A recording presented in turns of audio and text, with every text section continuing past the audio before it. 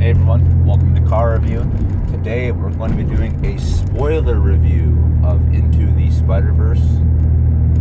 This is the first time I've ever done a video like this, so bear with me, but it'll be fun. So yeah, like I said, this is a spoiler-filled review of Into the Spider-Verse. If you would like to see a non-spoilers review, you can go check out my video about the movie now, but you have been forewarned, this will contain spoilers, so here we go. Alright, so Into the Spider-Verse. This is the second time I've seen the movie now, and I still love it. It's great. There's lots more things I noticed from a technical level and storytelling level, and it's awesome. I'm going to start with the technical stuff first. I'm getting really nerdy, like a really deep cut here, but this movie really sells itself with its illustration and animation style. They wanted to make it look like an actual comic book page and panel, and they do that because comic books would have little red dots, or at least they used to. I don't know if they do that now or not, but comic books back in the day would have little red dots over every frame, every box, every text, picture, you name it, and those dots were called Ben-Day dots, which is named after an illustrator named Benjamin Day, and they were meant to just give the colors and the pictures and stuff of the pages of the comic book more depth and make them look more bright, even if they weren't very bright at all. They would just be little red dots, so they make colors pop out more, make the pictures seem bigger and more three-dimensional. Just some really cool design aesthetics that comic books decided to do for themselves. Well, the movie Into the Spider-Verse does that as well. If you look at every frame of this movie, no matter if it's the darkest of shots or the brightest of shots or the most, movement or whatever, the movie has these little dots in it. And not only do I think is that meant to pay homage to comic books, but I think it's actually done for an aesthetic purpose, because it really does make the world seem more colorful and in-depth. And granted, this is a 3D animated film. Having that extra layer of, detail it's really awesome, and it's not something you see in a lot of animation styles and movies and stuff. So that's really cool. But of course, we're gonna get into story points, and man, like this movie, like I know it's called Into the Spider-Verse, and that's like a play on like universe, but like Sony really could make a whole universe out of these characters and into these films and stuff, because obviously every studio wants, I gotta turn this off for a minute. Obviously every studio wants to, make a shared universe. They want to have, 10 plus films of one coherent story, so they can make billions and billions of dollars and sell all these toys and stuff. They want to Marvelize themselves. That's what DC has been trying to do. That's what Sony's been trying to do. And they've kind of, give and take. Apples and oranges, good and bad.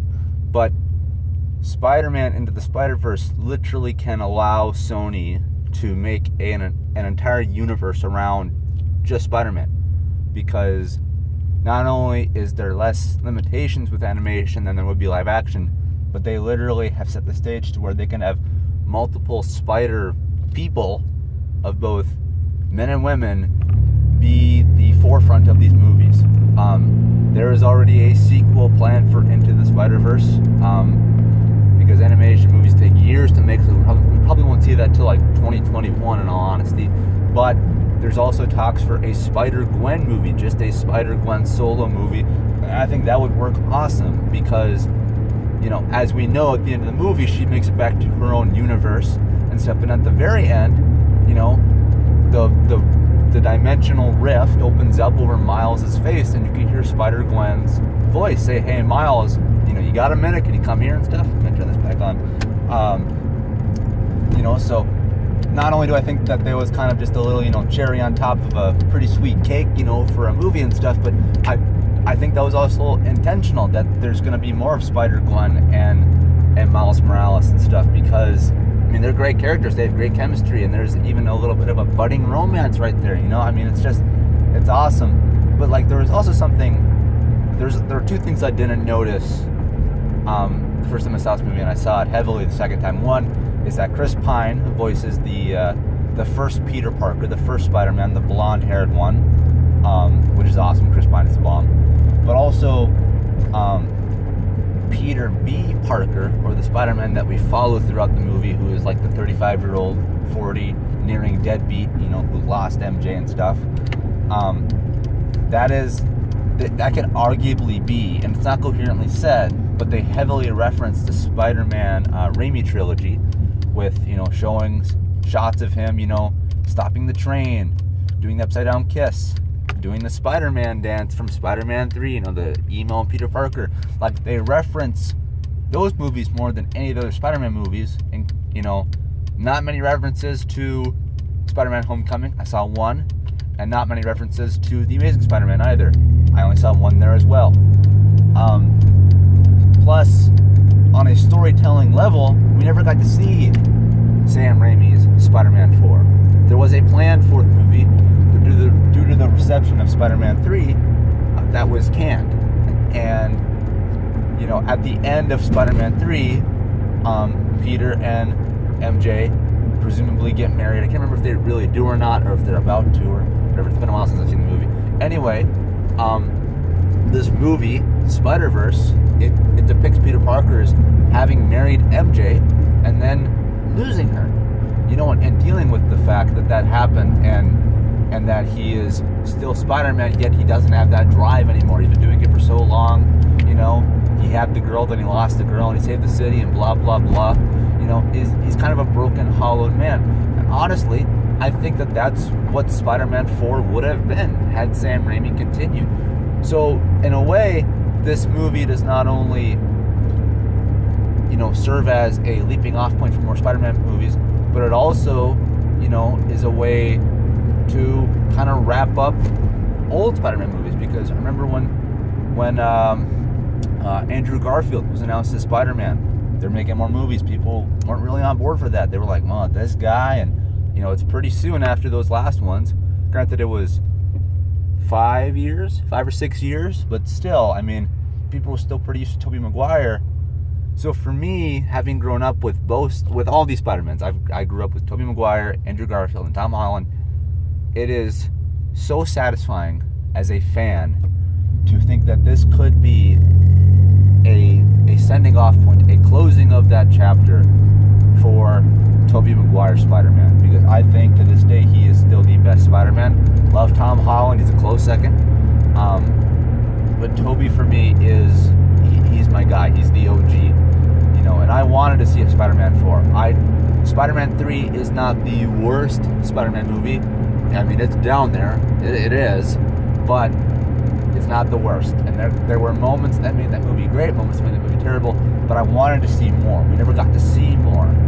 But if you go see Spider-Man Into the Spider-Verse, and go see, if you've already seen it, see it again and have this in mind. Look at Peter B. Parker as Tobey Maguire Spider-Man. It will change the way you view the film. It'll absolutely change it. And even if you saw that during the first time you saw the movie, like, oh man, what if this is Tobey Maguire? See it again, because not only is it a great movie and it should be seen multiple times, but also really pay attention to how close this could be Tobey Maguire. That could just be awesome. And if you don't know this, when they were in the production of this movie, actually making it, before they decided on, I think it's Joe Johnson, I think is the guy that voices Spider-Man ultimately, the directors and the producers actually thought about getting Tobey Maguire back to do the voice. Not only would that be cool because they're pulling from all angles of the Spider-Man verse, the Spider-Verse, but I think that sells even more that, hey, Into the Spider-Verse is kind of like an unofficial Spider-Man 4. And that's awesome. I could be reaching here, but I truly think that is an angle that was taken during production, and I think it pays off so well because it gives us satisfying ends to that storyline if you choose to look at it that way.